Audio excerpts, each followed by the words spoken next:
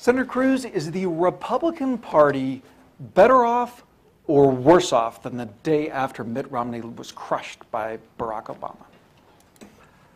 I think substantially better off. Because I think what has been happening over the past year is that I think the American people are waking up. I think something dramatic is happening, not in Washington. And what is the evidence of that? One of the blessings of this job is I get to travel around Texas. Last year we did, I think, roughly 100 events in the state of Texas, and I don't know, went to 13, 14, 15 states. And everywhere I go, I think more and more people are realizing the path we're on is unsustainable. I mean, the single most frequent thing I hear back home is men and women, they look at me, they put their hand on my shoulder, and they just say, Ted, I'm scared. I am scared for this country. I'm scared my kids and grandkids are not going to have the opportunity, the freedom that we've been blessed with. And I think that precondition of the American people getting mobilized, getting engaged, and holding Washington accountable, I think that's the only way we turn the country around. And so I'm very optimistic because I think that is happening on a scale we haven't seen since the late 1970s. And well, so you're saying that things are as bad as during the Carter malaise? They're worse. But for the same reason, there is reason for a lot of hope. I mean, I am very optimistic because, but I think that analogy, and it's one I invoke often, I think where we are today is almost eerily similar to the late 1970s. I think we've got the same failed economic policies, out of control spending and taxes and regulation, producing the same economic malaise and stagnation. You know, since World War II, there were 2 4-year periods where economic growth averaged less than 1%. 1979 to 1982, coming out of the Carter administration, and 2008 to 2012. So are you comparing President Obama to President Carter? Absolutely, except I think, I never thought I would say this, but I think he's done an even worse job. Worse than Carter? Yes. I think his economic policies have been more damaging. The debt he has racked up is going to be much harder to turn around. It is a millstone around the necks of our kids and grandkids. And I think his foreign policy is every bit as feckless as Carter's was, but I think the consequences may prove more dangerous. I think the foreign policy, United States leadership has receded in the world, and that has made the world a much, much more dangerous place. We've seen Russia's sphere expanding, we've seen Iran's sphere expanding, we've seen China's sphere expanding, and I think, you know, I certainly pray that the consequences is not massive loss of life, but I am not confident that will prove to be the case. In Playbook, we always start with the news, and this morning on the front page of 2 of the big papers, we have one of those choose your news situations on the front page of the New York Times. They agree with you, as usual. I'm sure this is one of your favorite papers. It says GOP, though deeply split, has election edge, poll says. So once again, you in the New York Times. You know, Mike, if the New York Times agrees with me, I may have to reconsider my position. All right. Then on the front page of the Washington Post, it says, Republicans are too focused on health care, some fear. You love some fear. Do you worry that the Obamacare issue has a shelf life? No. Look, the reason the Obamacare issue has such potency is because it's real. I mean, millions of people are hurting by this. And there is not a trip that I take back to Texas where I don't run into at least one person, if not several, who say, I lost my health insurance. And you know, they say, listen, I've got a child with diabetes. I'm scared. I don't know what to do for my family. It's, you know, politicians love to invoke all of these theoretical harms. I mean, the interesting thing about the disaster that is Obamacare is these harms are real and personal, and they strike at home, which is why I'm much less interested in the politics of it than in actually fixing the problem. I think Congress is grossly negligent. Harry Reid and the Democratic leadership is grossly negligent for not stepping up and fixing the misery that they're inflicting on so many Okay, so people. Senator, you think that the Republican Party is going to do all right by putting all its eggs in the Obamacare basket as we go into the 2014 midterms? I think 2014 is poised to be a very, very strong Republican year. And the Do you reason... think the Republicans are going to take the Senate? I do. Right? I think if the election were held today, Republicans would take the Senate. I think there's a possibility, we need 6 seats to take the Senate. I think there's a possibility that it is an election year on the order of magnitude of 2010, that we end up with, right now there are probably 11, 12, 13 Senate seats in play. I think we could see a surprising pickup, and I think you're starting to see a lot of Democrats get very, very nervous. Senator, in the last few years, you've seen plenty of cases where the Republican Party seemed to do very well shooting itself in the boots at the very best. You said if the election were held today, what could mess it up? What could mess it up? Look, I think the number one thing that could mess it up is failing to stand for principle. Oh, come on. What? Look, particularly an off-year election. But I think any election is about giving people a reason to show up and vote. Okay, but drill down on that. What do you mean by that? When you say failing to stand for principle, that's a proxy for what? That means candidates are going to do what or fail to do what? Look, if the House went down the road of passing a major amnesty plan, I think that could screw up the election. That could cause millions of people who would otherwise show up to say, to heck with all you guys. None of you believe anything. If House Republicans passed an immigration plan, you believe it would cost the party the Senate? I think the odds of Harry Reid remaining majority leader would jump tenfold, which is why Reid and the White House are begging House Republicans, please go into that briar patch. I think that has the potential of doing it. I'm hopeful that we won't see such self-destructive behavior from the House, but time will tell. Senator, you've just been home in Texas. You unveiled the Great American Energy Renaissance, your first energy plan, a big energy state. Of what you proposed, what is most likely to become reality? In the Harry Reid Senate, none of it. You and I were talking just before we started. I think Harry Reid and the Democrats have decided the rest of the year nothing's going to be passed. That they're going to spend the year doing a series of show votes, all designed to show Republicans are doing the same thing. You're right, but yes. But to be clear, House Republicans have passed an awful lot of legislation that's sitting on Harry Reid's desk that he won't let come to a vote. So, for example, let's take the Keystone Pipeline. Keystone Pipeline has overwhelming bipartisan majorities in both houses. Last year, during the budget vote, we voted on it. If I remember right, there were 62 senators, including a dozen Democrats, who voted in favor of allowing the Keystone Pipeline to be built. Literally, with a stroke of a pen, President Obama could remove the barriers to creating tens of thousands of high-paying jobs. The reason that hadn't happened, Harry Reid won't let it come up for a vote. Another example, the medical device tax. Again, we voted in the Senate, overwhelming bipartisan majorities. There were, if I remember right, nearly 80 senators who voted to repeal the medical device tax. It is a job-killing tax, it is punitive, and it is making it harder for life-saving technology to be developed.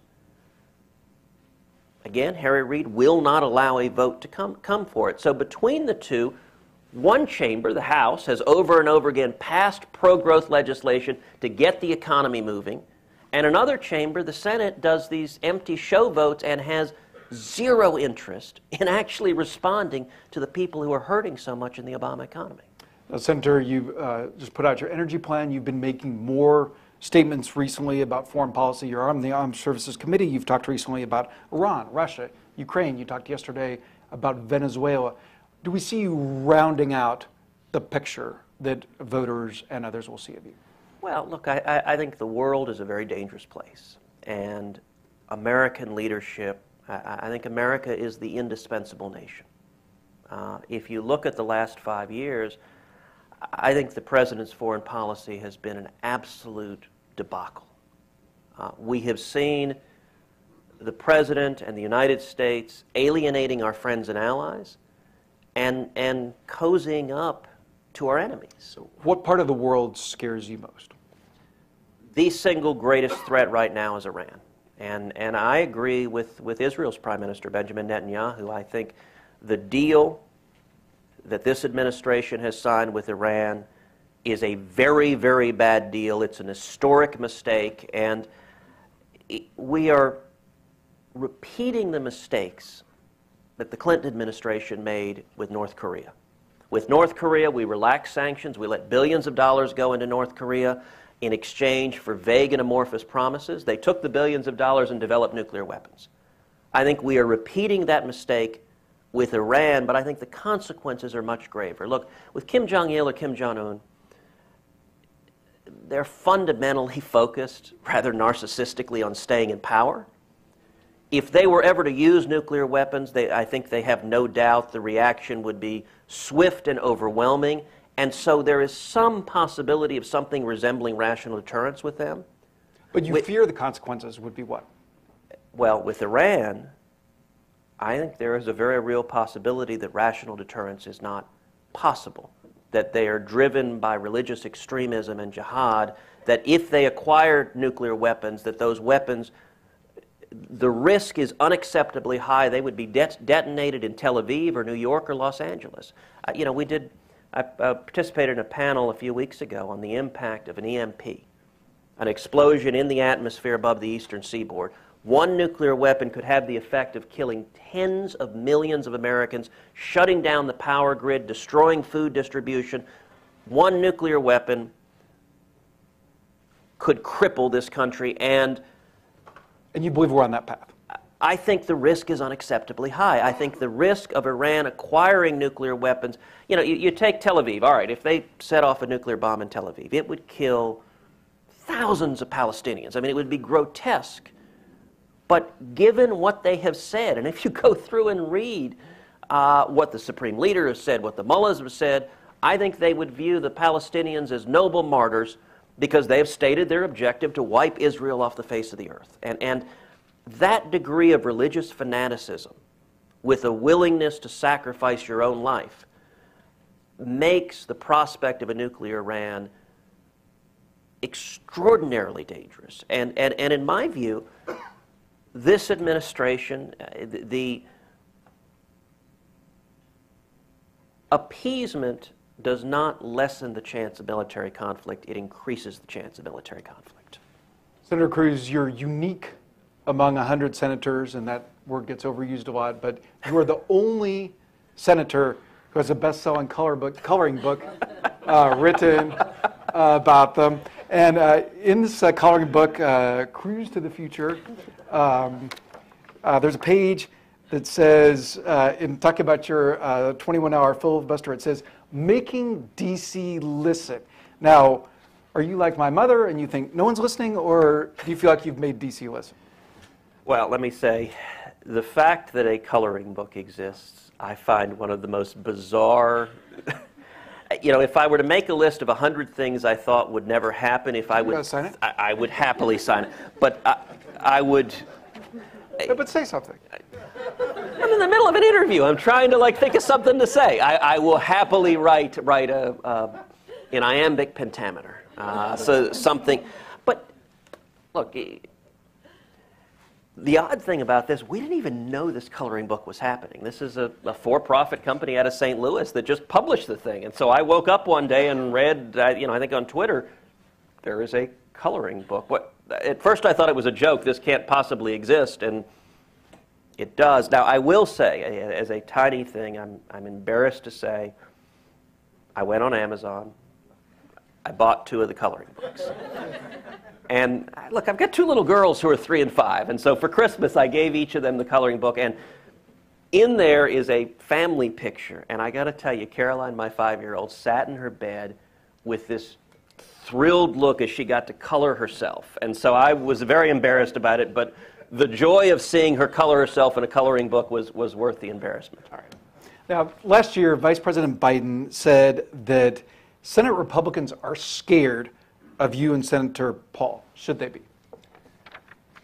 Look, I don't think they should be scared at all of me. But I do think, and this actually goes back to your other question about making D.C. listen, I think they are scared, and I think they should be scared of the American people. And when you say they, who? a lot of politicians in Washington. But let's talk specifically about Senate Republicans. I'll certainly put Senate Republicans in that camp. You know, I've said many, many times, I think the biggest divide in Washington is not between Democrats and Republicans. It is between entrenched politicians in Washington in both parties and the American people. So make D.C. listen. During the filibuster on Obamacare, that was a hashtag we launched during that filibuster, make D.C. listen. In the weeks and months that followed, that has been tweeted over 1 million times. There is a frustration all across this country that we elect people, they go to Washington, and they don't listen to the problems, to the priorities of the American people. I'll give an example. My number one priority in office is restoring jobs and economic growth, because every time I go back to Texas, that's the number one priority for Texans. It's also the number one priority for Americans. In the 14 months I've spent in the Senate, in Harry Reid's Senate, we have spent 0 time even talking about jobs and economic growth. No wonder Congress has a 13% approval rating when they refuse. We spent 6 weeks on guns and President Obama's efforts to restrict Second Amendment rights, and no time on fundamental tax reform, on regulatory reform, on energy reform, on things that will actually help people who are struggling get jobs, provide for their families. And so this goes back to where we started about why I'm optimistic. I think the only way we turn this around, Washington will not turn around on its own. The only way we turn this around is if the American people hold elected officials accountable and make D.C. listen. People say nothing happens in Washington. You actually made something happen. Almost single-handedly, you shut down the federal government to the great dismay of top leaders in your own party. Was it worth it? You know, you will not be surprised to know that I don't agree with the premise of that question. Did you shut down the government? Who did? I think President Obama and Harry Reid shut down the government. And look, if you go through what happened, the House of Representatives passed a bill funding the entire federal government and defunding Obamacare. Harry Reid and the Democrats said, we will not negotiate, we will not compromise, and they voted it down. And they made that as a strategic decision. The House of Representatives, actually in the course of that, repeatedly compromised and tried to find a middle ground that provided some meaningful relief for Obamacare. And President Obama and the Democrats made a political decision. They thought the shutdown benefited them, so they wanted the shutdown. And listen to our friends in the Fourth Estate. I recognize that every media story reports that Republicans, and especially this freshman senator from Texas, are the bad guys that shut the government down. I find it interesting that it is treated as so counterintuitive. Look, the White House, the Democrats were being very candid with you guys that they thought the shutdown benefited them politically. And yet, many reporters treat it as counterintuitive that they would want something to happen that they're telling you they think benefits them politically. Would you do it again? I would. I didn't do it the first time, so you know, it's kind of like if you stop beating your wife. You know, I don't know what the answer to that question is. I will say this, I suspect there are more than a few Democrats up for election in 2014 that wish the White House hadn't taken that position, that they had agreed with, say, delaying Obamacare for a year so you didn't have millions of people suffering because of it. And I cannot tell you how many times, both back at home and traveling across the country, people have come up and said, now I understand why you were fighting so hard on this. When you were saying we're going to lose our jobs, we're going to be forced into part-time work, our premiums are going to skyrocket, we're going to lose our health insurance, now I get what the heck you're talking about. All right, Senator, we're going to do a rapid round. I'm going to say a name, and you're going to say the first word that comes to your mind, George W. Bush. Strategery. Karl Rove. Strategery. Barack Obama. Non-strategery. Imperial. Joe Biden. Crazy Uncle Joe. Hillary Clinton.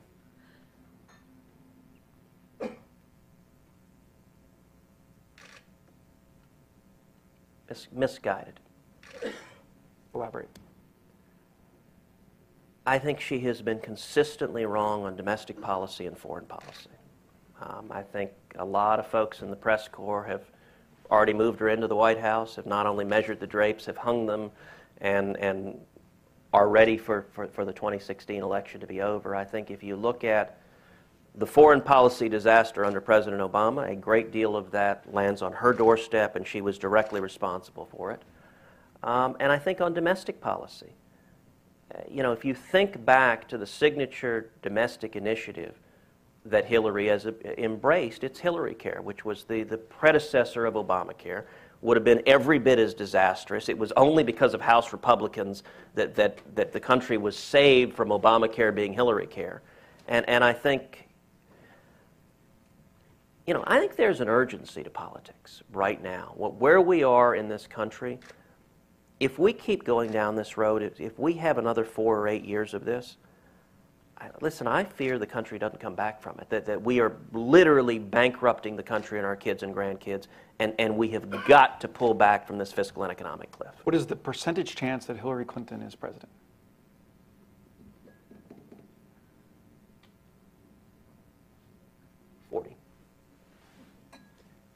Why less than half? Why? I think if she runs, she's very likely to be the Democratic nominee. I think there's several things. Number one, there's a natural pendulum to politics. That after a couple of terms in office, the party tends to the country tends to shift to the other party.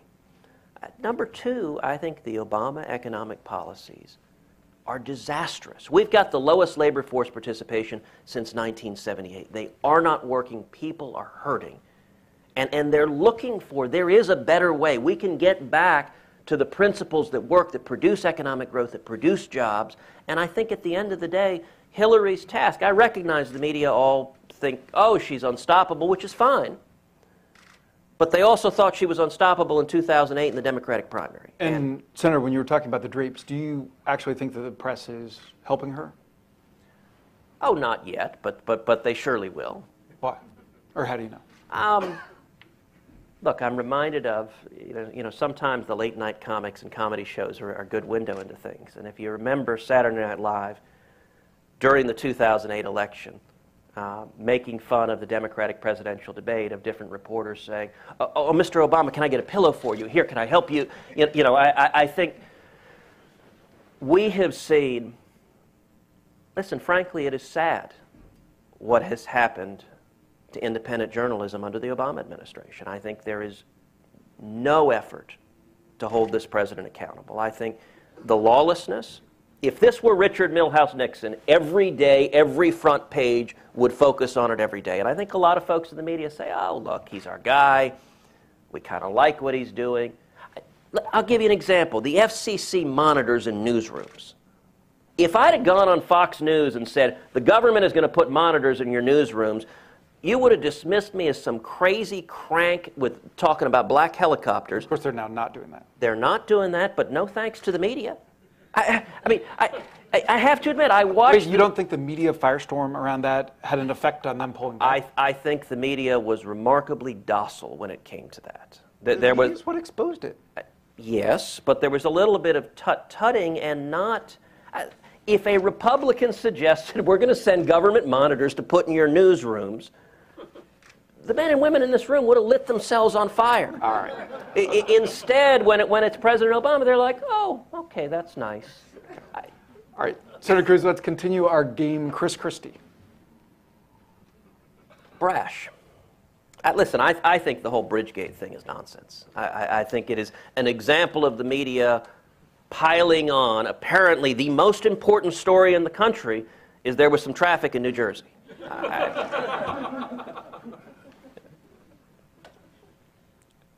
But it's illuminated a lot of other issues around Christie that are going to be in the news for a while. I like Christie. I think he is brash. I think he has gotten elected in a blue state, which is a terrific thing. And you think he's getting a raw deal? Look, I think the press... a frog and a scorpion, neither one changes their nature. Rand Paul.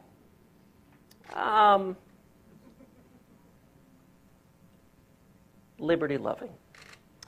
And Are hyphenated words allowed? Absolutely. Did Senator Paul invite you to join the suit that he filed against President Obama over the NSA intrusions? He did not. But listen. How do you feel about it? Listen, Rand and I are good friends. I recognize that people are eager to see Republicans bashing each other. How could you say that? Listen, you're not going to get me saying negative things about Christie or Rand Paul. I think Rand Paul is terrific. Everywhere I go, traveling Texas and the country, I invoke Rand. I'll tell you, I'm very proud that the first time I ever spoke on the Senate floor was standing side by side with Rand, helping support his epic filibuster on drones. And I think he is an important voice for liberty in the party and bringing Republicans, helping bring Republicans back to the principles we should have been standing for. Now, there are areas Rand and I disagree, but that's fine. You can have reasoned disagreements among friends and people who are trying to do the right thing. Jeb Bush. I think Jeb Bush was a terrific governor in Florida. So you're talking about him in the past tense. Well, that's when he was governor. I like Jeb Bush. I worked for George W. Bush. I think the Bush family, now, there are things I disagree with that George W. Bush did, but I think the Bush family has a tradition of public service that is really admirable. In multiple generations, being willing to step forward and endure everything that goes with politics, because I think they love the country and want to see it better. All right, this is the last one. Mitch McConnell.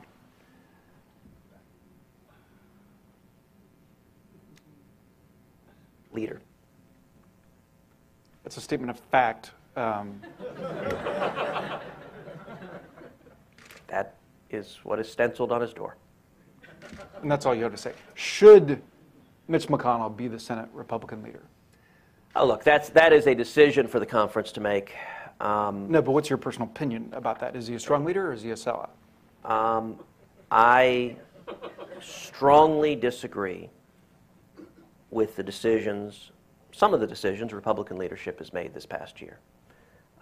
There is a real divide over how you win elections. Let me tell you, I want Republicans to win. There is nobody who wants Republicans to take control of the Senate more than I do. The divide we have in the Senate is how you do that. There are a number of folks in Washington who think the way you win elections is you put your head down, you don't rock the boat, you don't take any risks. I mean, and that describes the current Senate Republican leadership? Sadly. And I think it is empirically false. I think there is no basis for this view. Listen, Washington is risk averse. And if you look at the last four congressional cycles, 2006, 2008, 10, and 12, three of the four, 06, 08, and 12, were disasters. All of those, we followed Republican leadership strategy. Don't pick any fights. Don't stand for anything. Just, play a prevent defense. And all three of them were disasters. The only good congressional cycle in the last four was 2010. 2010, we drew a line in the sand. We said we are going to fight with every ounce of strength we've got to stop Obamacare. We are going to stop the out-of-control spending, the debt, and it was an epic tsunami of a victory. And the reason, look, the political consultants in Washington, there's a weird habit of talking to consultants that keep losing political races and going back to them saying, tell us how to lose the next race. Who are you thinking of? I'm not going to name anyone by name. But you don't keep following failed strategies. And the strategy of, in 2014, I think leadership is going back to the strategy that they tried and failed in 06, 08, and 12. I think the way you win elections is you give people a reason to vote. You give them a reason, it makes a difference in their lives, and taking principled stands is critical to doing that. Now, the press loves the Cruz missile headline. It seems to be on an awful lot of clips that I pulled out. But Kim Strassel's column in the Wall Street Journal, no liberal there, she says that by targeting moderate or practical Republicans, you could cost the party control of the Senate. Would that be worth it? Would you rather have conservative hard-right senators and be in the minority, or would you rather have a broader array?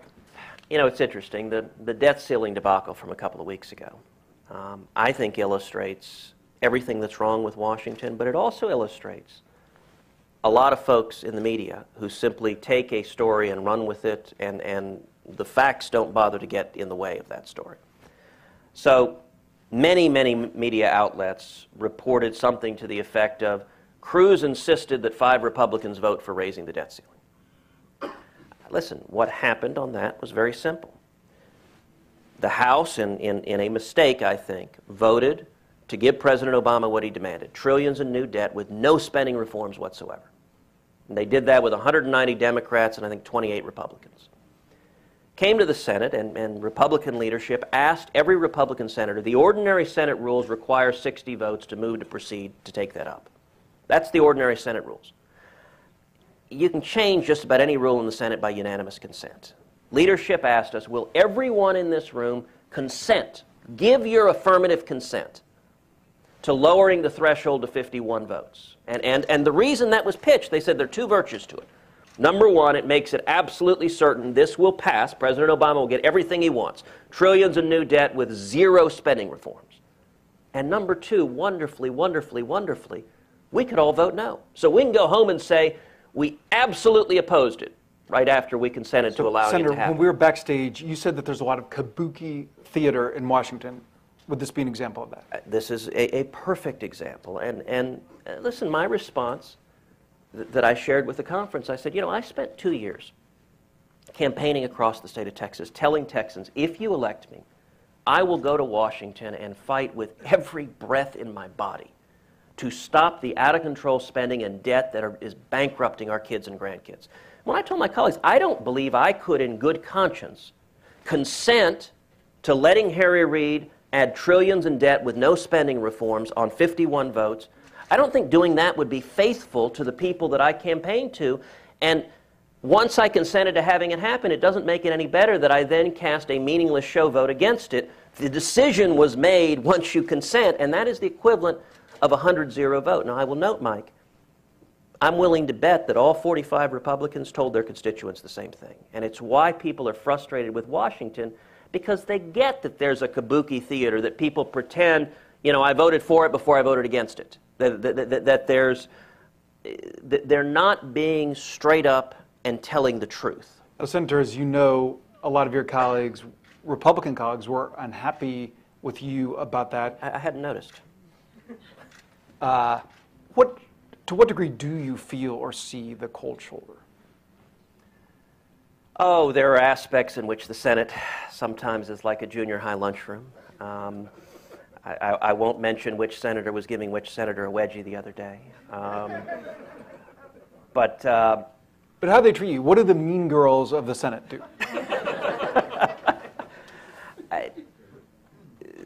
They leak stories to Politico. Listen, as they say, politics ain't beanbag. Yes, they leak stories, but do they also confront you? Oh, listen, there have been some very candid discussions in the Senate lunchroom. I'm not going to reveal what others say, but I don't think it's going too far to say they expressed considerable displeasure. And let me point out, actually, if you look at all the media criticism, one of the premises, in fact, the central premise of much of the media criticism of that was it was impossible for Republicans to have gotten anything out of it, that the only outcome that could have happened was Barack Obama getting 100% of what he wants. And it strikes me that if anyone's making that argument, they have to confront, at least deal with a couple of facts. Number one, of the last 55 times the debt ceiling's been raised, Congress 28 times has attached meaningful conditions to it. It has historically proven the most effective lever point for forcing meaningful spending reforms. Graham Rudman, probably the most significant spending reform Congress has ever passed, came through the debt ceiling. Now, some will say, okay, fine, but that was a long time ago. It will never work with President Barack Obama and Harry Reid. Well, the problem with that is the Budget Control Act. Sequestration came through the debt ceiling with Barack Obama as president, Harry Reid as majority leader. And, you know, if you read, as I know you have, Mike, you know, Bob Woodward's terrific book, The Price of Politics. Were you a source for that? I was not. I wasn't here then when that was happening. But he details in full technicolor the serious leverage Congress has on the debt ceiling to force the Budget Control Act. And yet, you know, in those lunchrooms, some Republicans said, you know, Ted, why do you want to throw 5 Republicans under the bus? And I said, listen, let me be clear. I don't want to throw anybody under the bus. What I think should happen is all 45 Republicans should stand together and say, of course not, we shouldn't add trillions to our national debt without meaningful spending reforms, which, by the way, 80 to 90% of the American people agree with. And I'm just guessing they were not persuaded. They were not. But to be clear, it was Republican leadership that was looking to throw Republicans under the bus, because Republican leadership was whipping the heck out of them, vote to let Harry Reid do this. And I'll note also, you know, the long Senate procedure has been the clerk reads the votes out loud. Mr. Smith, aye. Ms. Jones, nay. In this instance, the first time in a decade, the clerk was told, do not read the names out loud, because presumably we want to twist the arms of Republicans to get them to flip. And I found it interesting how much of the press editorialized against transparency. So to stick with your lunchroom theme, you're a freshman. What's the biggest mistake you've made?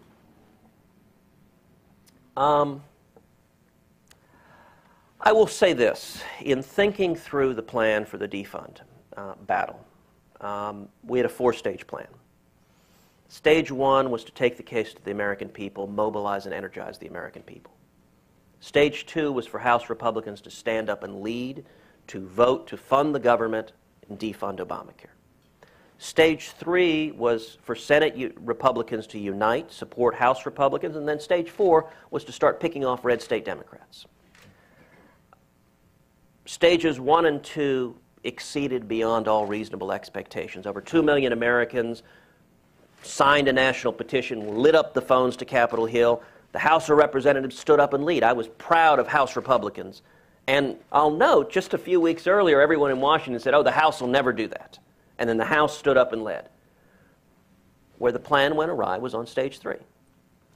Senate Republicans did not unite in support of House Republicans. Instead, Senate Republican leadership actively, aggressively led the fight against House Republicans. But that's not a mistake you made. Look, it was a miscalculation on my part. It did not. I usually assume people behave according to political self-interest. I think the decision to lead the fight against defunding Obamacare by Senate Republican leadership did real damage to Republicans. I think it was not advancing political self-interest, and that surprised me. So in hindsight, that was a miscalculation. I did not anticipate. And once that happened, it made it virtually impossible to win a meaningful victory in that battle. Now let me add a footnote. If you look where we are today, I think that battle last fall elevated the national debate over the incredible harms Obamacare is causing. And right now today, the president has his lowest approval rating ever. Obamacare has its lowest approval rating ever. We've got 12, 13 Senate seats in play. And I think the fight last year was a critical part of why, going back to how you win elections, I think that clarified in people's mind what a disaster Obamacare is and which party was fighting to stop it and which party was willing to shut down the government to make sure Obamacare was forced on everybody. So you're declaring mission accomplished? No, I'm declaring that fighting for principle matters and is the path to victory. And let me be clear also. I'm a big believer in picking your battles. I mean, I'm not someone who goes and objects to everything and fights everything. There are all sorts of things that I don't agree with but are not worth devoting time and energy to trying to stop. If you look at the 2 major battles that I have invoked a lot of energy into, it was number 1, stopping Obamacare, which is hurting millions of people, is the most destructive law in the country, and number 2, not raising the debt ceiling and adding trillions in debt without doing anything to fix the underlying problem. I think both of those are fights worth fighting. There's bang for the buck there. They go to the crises facing this country. And both of those, if we stood together, we had leverage to win the fight. I'm interested in winning these fights and pulling the country back.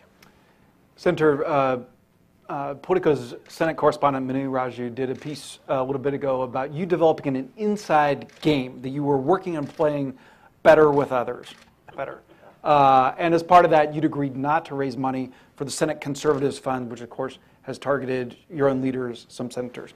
Manu reported yesterday that you had signed this letter for the Madison Project, another outside spending group targeting Republicans. Why? Well, look, I think the first story, the sort of soap opera Washington fishbowl is always amusing. So I think the headline you guys ran was something like Cruz plays nice. Is that bad? I thought it was amusing because, to be honest, the way I have interacted with senators since the day I've been elected has been the same, in that, to the best of my knowledge, I have never treated another senator with anything other than respect and civility. Have they always reciprocated? No. But you know what? Even if... What do you mean by that? What have they done to you? Look, I mean, there have been more than a few senators that have engaged in very personal, direct attacks on me. To your face? Both to my face and publicly in the press. You don't have to search hard to find colleagues of mine saying some very nasty things about me. And listen, I can't control what they do, but I can control what I do. And I have not reciprocated, and I don't intend to. I think most people could not care less about a bunch of politicians bickering in Washington. What they care about is fixing the problems in this country, the economic and fiscal threat that is endangering the future of our kids and grandkids. So specifically on the Madison project, do you have any concerns about helping a group that's hurting sitting GOP senators? Look, I thought that story, to be honest, was pretty silly. That particular letter was a letter I signed last April. It's nearly a year old. I didn't even know the group had sent the letter out again. So you wouldn't do it again? It was a letter I had signed before they'd endorsed anyone in primaries. What I've said is I'm likely going to stay out of incumbent Republican primaries. So last April, I signed a letter set for that group, and that group supported me in my race, where I said, listen, we've got enormous challenges in this country. We need strong conservatives. It talked about, for example, Pat Toomey's race. That particular letter said, listen, Madison Project helped elect Pat Toomey. Pat Toomey has been helping lead the fight. You ought to support them. Okay, so just to button this down, you now would not raise money for or support any group that was targeting sitting Republican senators? Look, I have made no such ironclad promise, but why not? What I have said is that I'm likely going to stay out of incumbent Republican primaries. I haven't put that in concrete, but it is, I'm likely going to stay out of incumbent Republican primaries. And why aren't you putting it in concrete? Because things can change in politics. Do you regret taking on the role of vice chairman of the NRSC when the NRSC has gone after the Senate Conservative Fund Madison Project? I disagree with what the NRSC has done there. My view, when I took on the role, leadership told me that they had learned the lessons from 2010 to stay out of primaries. Look, if you look at the NRSC's history in primaries, it's terrible. And the NRSC endorsed Charlie Christie, put millions of dollars behind him, and blackballed any consultant who worked with this young upstart named Marco Rubio. I think Washington insiders have a terrible record at picking winners and losers. If you look at, ask any Republican across the country, who are the brightest stars in the Republican Party in the Senate? You come up with the same list. You'll come up with Rand Paul and Marco Rubio and Mike Lee and Pat Toomey and Ron Johnson, every one of whom won with the support of the Tea Party, every one of whom won with the support of groups like the Senate Conservatives Fund, and every one of whom won over the passionate objection of Republican leadership in Washington. And I think that there is a lesson to be learned for that, is that those campaigns, and I was inspired by those campaigns, those candidates were listening to the people who were tired of business as usual, tired of a national debt that in 5 years has gone from $10 trillion to over $17 trillion, and we're looking for leaders who will actually stand up and do what they say, which at the end of the day shouldn't be that controversial. Okay, we're about to get the hook.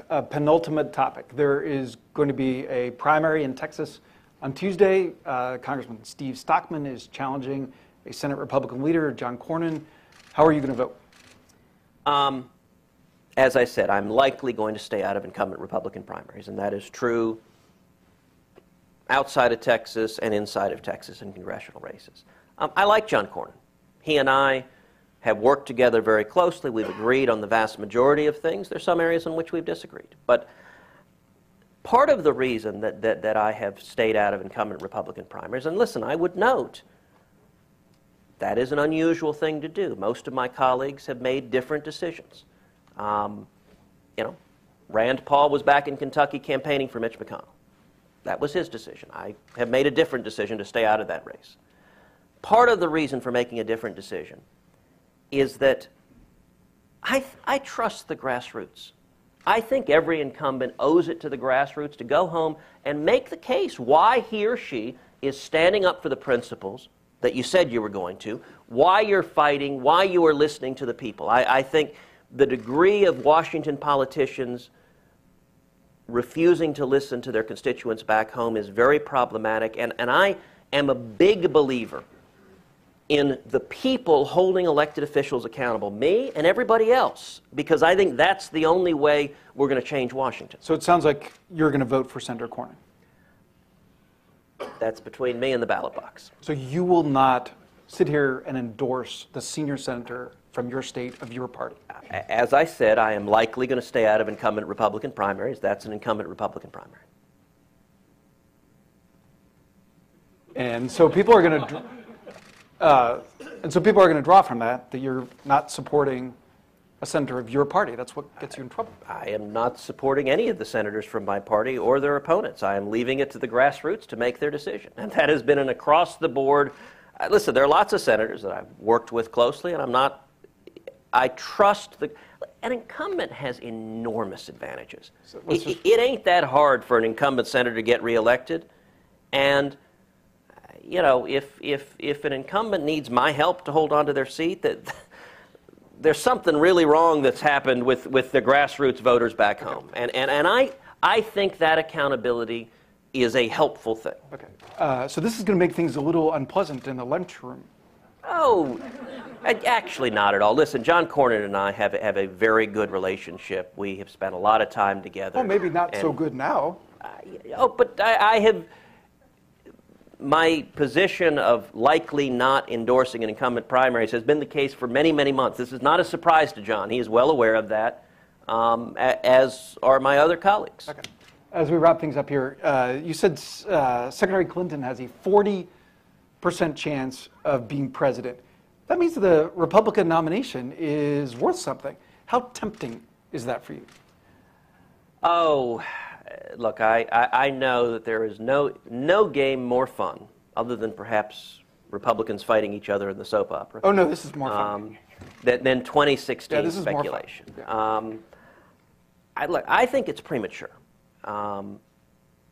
My focus is very much on the Senate, and in particular, even more than the Senate, on the American people. I think if we are going to pull this country back from the fiscal and economic cliff we face, the only way to do it is to replicate what happened in the late 1970s, where with abject, failed economic policies, with misery and stagnation, there was a grassroots movement that swept this country, millions of men and women that became the Reagan Revolution. Official Washington opposed Ronald Reagan with all of their might. Remember, Reagan had just primaried a sitting Republican president, Gerald Ford. He was not beloved in Washington, D.C.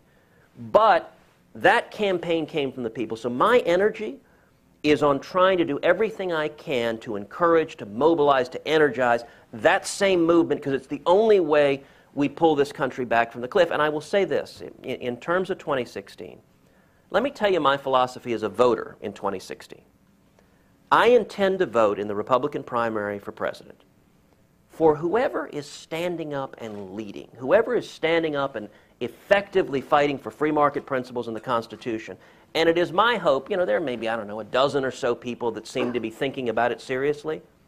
It's my hope that every single one of them will spend the next 2 years standing up and leading, making the case to the American people, there's a better way. What Obama is doing is not working, and the people who are hurting are those who are struggling. I would be thrilled to let 1,000 flowers bloom. And I bet that's the first Republican to quote Chairman Mao to you.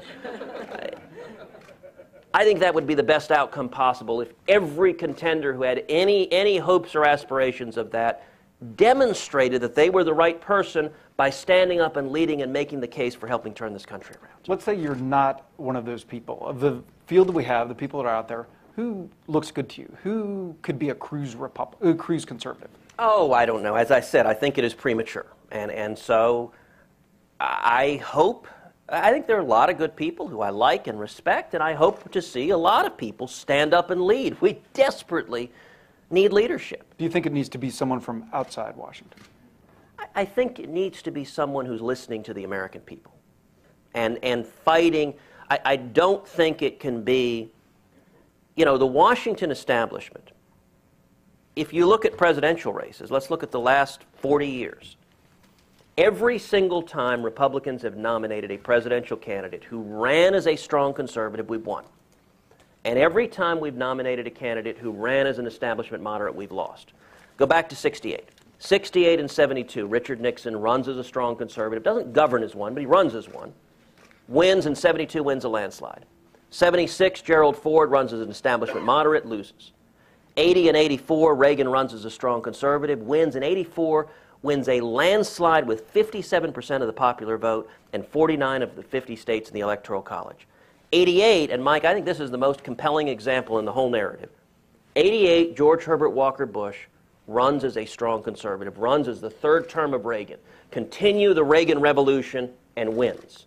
And then 92, after he's raised taxes, runs a very different campaign, and 92 runs as an establishment moderate and loses. Same candidate, two very, very different races, very different outcomes.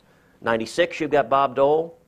2000 and 2004, George W. Bush runs as a strong conservative. And then you have John McCain in 08 and Mitt Romney in 12. And what I find astonishing is the D.C. political consultants look at that record and say, in 2016, we need another establishment moderate. Hadn't worked in 4 decades, but this time will be the one. Senator, as we say goodbye, we always end here at Playbook Breakfast on the human side, and something about you that not many people in this room know is you are a video gamer. Indeed. What video games do you like? Well, on my iPhone, I think I'm on level 217 on Candy Crush. And if there were one thing my wife could throw out the window permanently, it would be my iPhone. I will confess to Now, did you have Flappy Bird? having an excessive addiction to that infernal contraption. And specifically for games, or like? Oh, for games and for Twitter. I spend a lot of time on Twitter. I read, I shouldn't say this because it's going to encourage, but every nasty left-wing tweet wishing misery upon me I read, which will only, I'm sure, will prompt. I will note, as a funny exchange, there was sadly one of the consequences of this line of work is you do end up with some threats of violence. And there was one fellow who, I guess, had some issues who threatened to kidnap and murder both me and my father. And to blow up the sun if we didn't give him $3 million. And there was one particular left-leaning Twitter person who tweeted, he said, I'm fine with whatever they do to Cruz, but this blowing up the sun thing sounds serious. I have to admit, I laughed out loud at that. Who's your favorite tweeter? Or who do you like? Oh, I don't know. Michelle Malkin has some real verve on Twitter. She can speak with some clarity and get people's attention. And who gets you roiling? Oh, you know, I have to admit, I don't get roiled very often. Oh, come on. I genuinely don't. I mean, I try to keep the focus on the people I work for and the 26 million Texans back home. And so I understand that the way this game is played, people are going to say, you know, as Harry Truman said, if you want a friend in Washington, get a dog. I am blessed to have a wife who I adore, 2 little girls who are the love of my life, and a lot of very dear friends and family. And so I try to ignore the circus of it and focus on, am I doing the job I was elected? Am I honoring the commitments that I made to the people who elected me? So do you actually like the mean tweets? Oh, do I like them? No. Yes. I prefer the funny ones to the ones that just, please, like, curl up and die. It's like, oh, okay. Thank you for... listen, I think there has been an incredible demeaning of political discourse. There is a lack of civility in political discourse that is terrible. I think you see... look, turn on NBC on any given night, MSNBC on any given night, and you'll find Republicans generally, and sometimes me in particular, in one of two caricatures. I mean, all conservatives, according to some on the left, are either stupid or evil. Now, I actually take as, I guess, mildly a backhanded compliment that to some extent the critics seem to have invented a third caricature, which is crazy. One of the headlines was about you, this Doyle McManus in the LA Times said, "Wacko like a fox," which in D.C. is a compliment. But listen, I can tell you this. I don't characterize those who disagree with me in politics as stupid, evil, or crazy. I think they're sometimes misguided. I think they're employing strategies that are not right. I think, as with Hillary Clinton and Barack Obama, they are defending policies that are hurting people. But I don't think it's malicious. I don't think they want to hurt people. I just think the policies they're embracing aren't working, and there's a different way to engage in a political discourse where you don't have to vilify people. You can focus instead on the substance of the issues. Real quick, we got to go. Why is Twitter so powerful? Why are you so addicted to it? Oh, it's a democratization of the media. There was a time a few decades ago where there were a handful of networks who decided this is news. And if they don't say it's news, it ain't. I think it is tremendous, the democratization of the media.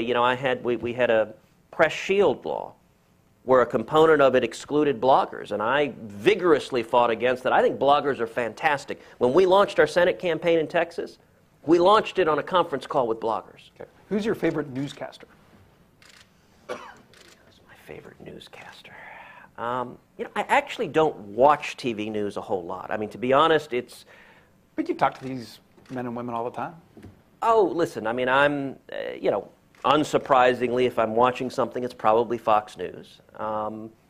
And I like, I'm a big Sean Hannity fan. I wouldn't call him a newscaster necessarily, but, I think Sean has a fearlessness that is welcome. I wish you saw, actually, I'll give a surprising compliment. So last week I was interviewed by Dana Bash on CNN. And I told her that I appreciated that she has been willing to ask hard questions to Democrats also. And not a lot of reporters do that. In particular, during the shutdown, she asked a question of Harry Reid that I think was very revealing when the House had passed funding for a whole series of vital priorities, and Reid was blocking them all. And she said, listen, funding for the NIH, the House has passed it. You could pass it. If you could save just one kid with cancer who was dying, isn't it worth it? And Reid, rather witheringly said, why should I worry about that? And who's your least favorite newscaster? Oh, at the end of the day, I mentioned a frog and a scorpion. Look, I get that the media has a certain perspective, and they will channel their perspective. To be honest, I don't worry about it a whole lot. I worry instead about the American people. It's why I like the democratization of media, because one blogger somewhere can put something up that can get out to the people that goes right around.